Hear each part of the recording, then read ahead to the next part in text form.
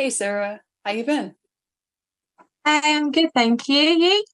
I'm doing good. Just been super busy. My son just started school, so got to get back on that schedule. It's been fun. Yeah, routines. Putting your routines in place. Oh yes, very definitely. Are your kids back in school yet? No, they go back beginning of September. So got a Oh, few weeks, still in that whole summer holiday phase. that's good. You got extra time with them. I love time with my kids, but obviously they do struggle because it's not so structured. Mm. So Oh yeah, I think a lot of kids have a problem with that, especially when summer comes around. They're like, "Oh yeah, it's free run," and then then you got to yeah, I have one that likes to go and play and just be very free spirited, and then I have the other one who's like, no, I just want to stay away from everybody. That's good. They're all different, right? Speaking of, Yeah. what would you like to share about them, about your journey with them, your autism journey? So it's been the autism journey itself is just been a bit of a whirlwind. And for myself personally, when my little boy was diagnosed, he's my youngest, and he's be 12, no, 11 on Friday, and my daughter turns 12 next week. And for my little boy, he was diagnosed very early, and at the time I was training as a teaching assistant in a special needs school. So Mm. you'd think that I would have everything cracked up, all these techniques that I could use. And actually, as a parent, it's still a minefield, even when you have that knowledge and that training. And the journey with him has been a lot easier. I've got to be honest, it's been a lot easier. But with my daughter, who's now going through the assessment process, that journey has been really a lot of ups and downs. So many ups and downs because she was always very verbal. Could talk very early. She excelled with things. And then the regression happened when my little boy, it was delays from very early on. So very different children with essentially the same. I don't want to use the word disorder or condition, but Yeah. that's how it tends to be medical terminology. Very different experiences with them. So navigating that, even with the knowledge I have, has been a bit of a minefield, if I'm completely honest. Oh yes, it's definitely a journey, definitely a learning experience, right? I mean, you're always constantly learning. Every kid on the spectrum is like they're definitely different from night to day. And like you said with your son and your daughter, your son is been a little bit more easier, and your daughter has been is a little still challenging. And I think it's because normally the girls are more challenging. Well, not challenging, but they mask it differently, and they have different, like, I think, degrees on how they. Yeah. Agree, especially I think as hormones kick in. With Melody, we've used techniques and they've worked 1 minute, and then a few weeks down the line they stop working. So you're constantly looking for a new technique. And I had someone approach me the other day and say, why don't you try this, this, and this? I was like, I've been there and tried that, that, and that, and it just doesn't work for her. Mm. And like, yeah, I think as hormones kick in, it's as a parent trying to navigate. She says to herself, Mommy, my understanding is that of about a 7 or 8 year old. I don't understand my emotions. I don't understand this. And I think it gets more challenging for them as well as us as Yeah. they get older. And I think we all just have to kind of say that's okay. It's okay to struggle sometimes because I think we have this pressure on us to always get it right. And no parent gets it right 100% of the time. I got obviously those two children that are on the spectrum, and then I have an older child who's an adult now with her own child who's not on the spectrum. And I didn't always get it right with her either. And I think we have this perception that we have to, of perfectionism, that we have to get everything right all the time. And I think we need to give ourselves a bit more grace and say, actually, it's okay to reach out and say, I'm struggling with this. Hmm. Anyone got any ideas? Yeah. I don't think we isolate ourselves a lot because I think I think we had this conversation before about in the UK for me and in the States for you. And there's that very universal language of actually there's not a lot of support there within society or within public services. So I think what you're doing here is great because it gives a voice Yes. to a lot of autism parents, and we can all share our experiences and navigate it together. I think that's really important. Yeah, we can all learn from each other.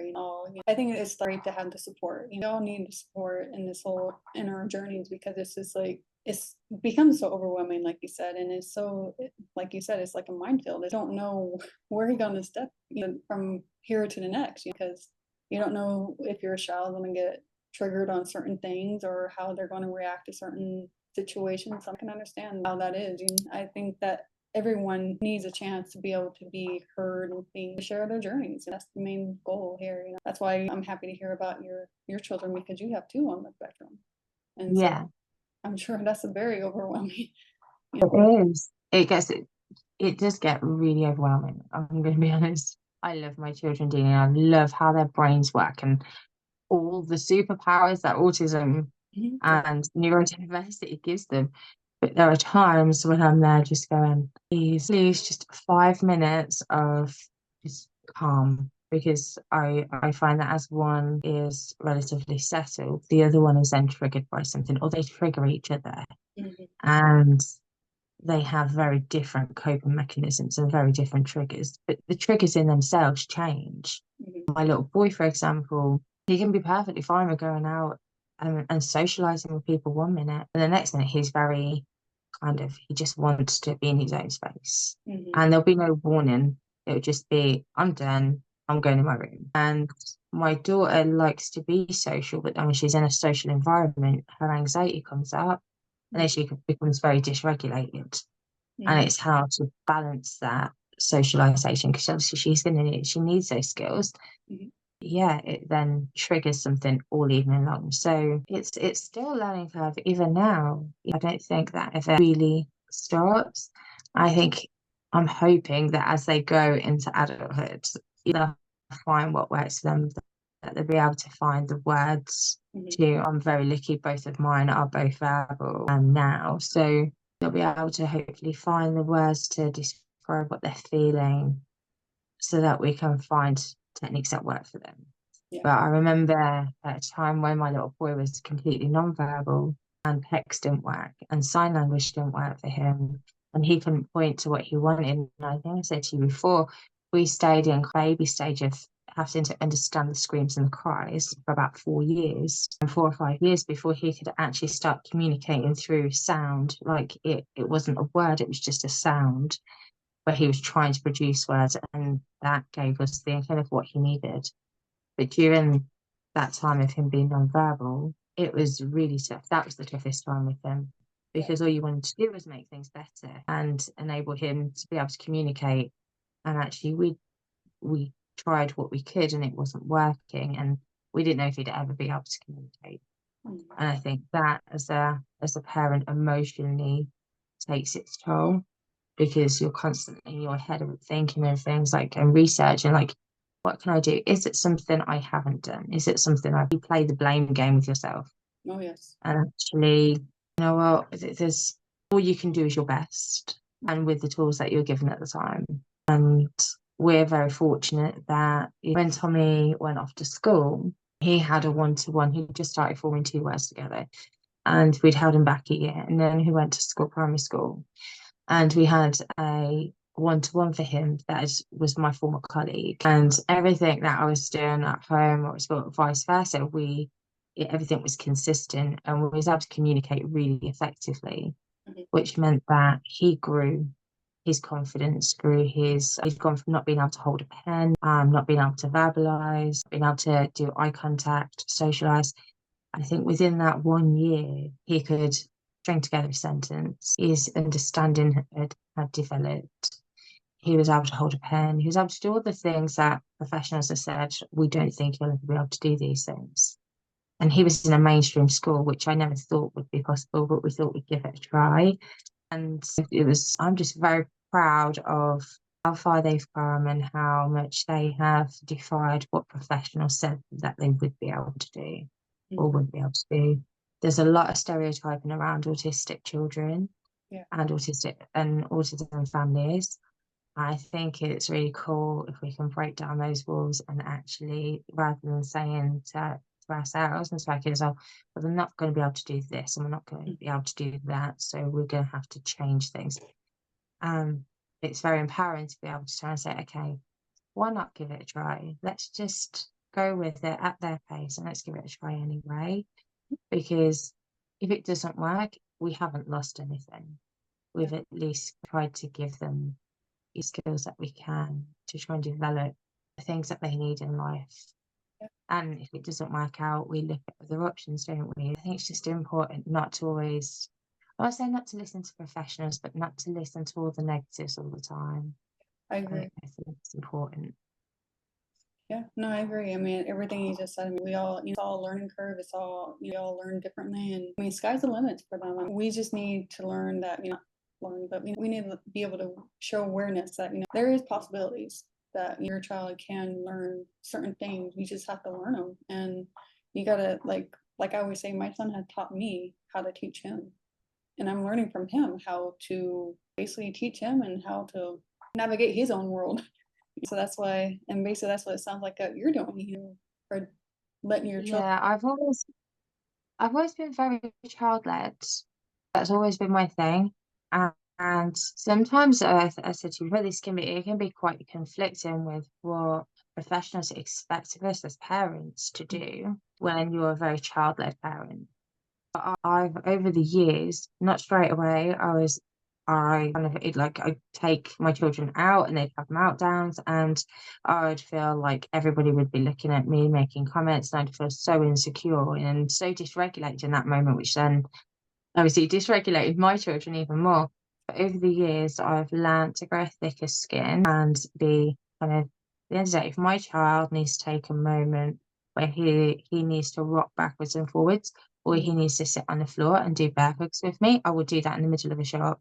And I don't pay attention to anybody around me. I'm just doing what my child needs me to do in that moment. And I don't think about anybody's judgments. It took a long time to get there, I'm not gonna lie.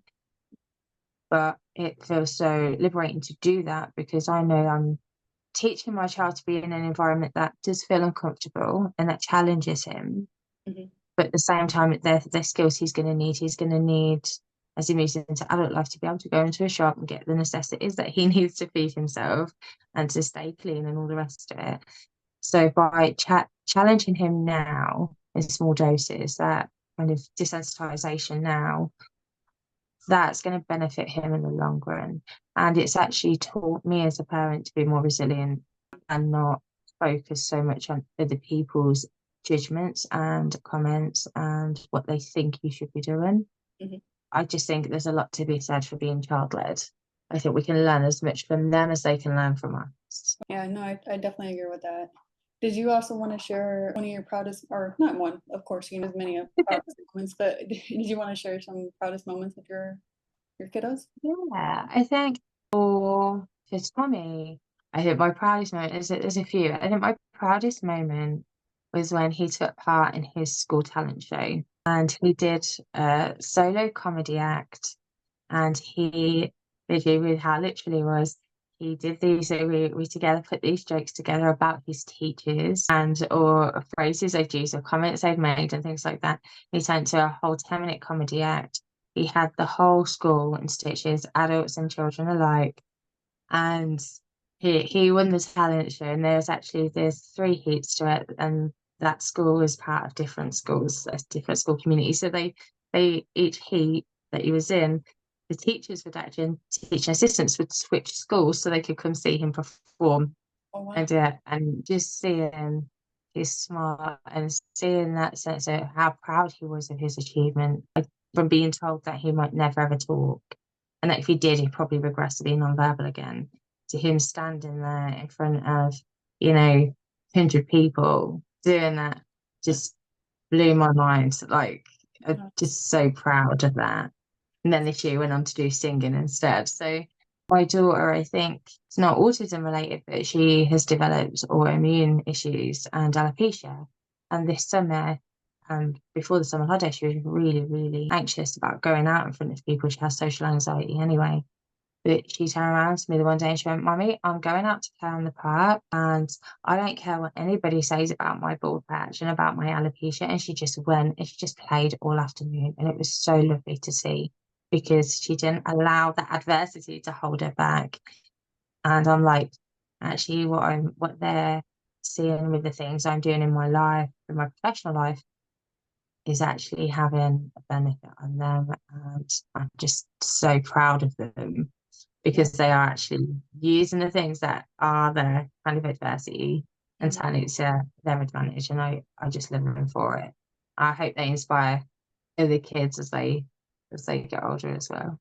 Mm-hmm. That's great. That's really great that that your kids have been able to overcome those situations.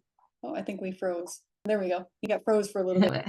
And so, yeah, no, it's great. I'm so happy to hear about your kids about that. It's great. And do you want to introduce yourself to the audience and let them know what you're all about? Yeah, I can do. So I'm Sarah, and as you heard, I've got two additional niche children, both on spectrum. And I'm also a multiple business owner, and I've now just stepped into coaching as well and mentoring. So I'm predominantly a business and marketing mental coach. But I do like bits within mindfulness and well-being, and work with lots of parents that mirror me and have additional niche children. So That's great. that's who I am. Yeah, and that's how you help the autism community, right? With all the So I've just launched the Business Academy. As I said, I'm new to coaching, but I've just launched the Business Academy, and the first program I've actually put together is a business startup program, essentially, that allows and gives freedom to mums from all walks of life, and it's been based around the demands of being a son parent. To be able to start and run successful businesses and scale them, so you've got the freedom with your children and the freedom of choice. So the first program as a coach I decided to launch through my Abundance Business Academy was designed around my own journey, so my own business startup journey and the demands of being a son parent and a single parent now. So it's based on being able to do 3 to 4 hours a day, 3 to 4 days a week. So that it's actually manageable and doable for everybody, because I think it's really important, especially for some moms, to have something, and all carers really, to have something other than being a carer, to have something for themselves. It's about giving choice. If we want to contribute, if we want to still keep ourselves educated and work, or whatever it might be, it just opens that door for parents. So it's perfect for some parents, in the sense of it gives that flexibility and enables you to have something that you choose, life you choose to have, as opposed to feeling like you're restricted. No, that's great. That's definitely something you all can use and need, actually. And I think that's great that you're doing that. And did you want to mention how they can contact you? Yeah, so welcome to contact me through social media, obviously Facebook, Instagram. So I think you're going to have some of the details as well within the post. So yeah, I'm really flexible. So if anybody wants to find out more or book a call or anything like that, there's no charge or anything for like that. Just feel free to DM me. You're more than welcome to get to know everybody. Yeah, no, that's definitely great. I mean, yeah, I'll definitely have it in the description, and I'll have a little bio of you also, so people can get to know you even by reading about that. And so I think that'd be great. And That's amazing. yes, it is. Is there anything else you would like to share? No, I just want to say thank you so much for having me. It's been really nice. Really nice, and I hope to connect with so many more autism mums. They feel quite isolated sometimes, so it's lovely to get to know everybody. No, thank you for being a guest too. I mean, I really appreciate talking to you and hearing about you and your kids' journeys. And it's always amazing to hear everyone. Everyone's so different, but yet we're still on the same thing, kind of. Yeah, we're all on a similar journey. Yes, exactly. And so I was just trying to figure out if there's anything else you like, if anything else I was trying to mention. But thank you for being my guest, and I hopefully will keep in contact, and maybe eventually we can have you back on here again. We can talk That'd about be amazing. That'd be amazing. Thank you. Of course. Thank you. Bye. Thank you. Bye.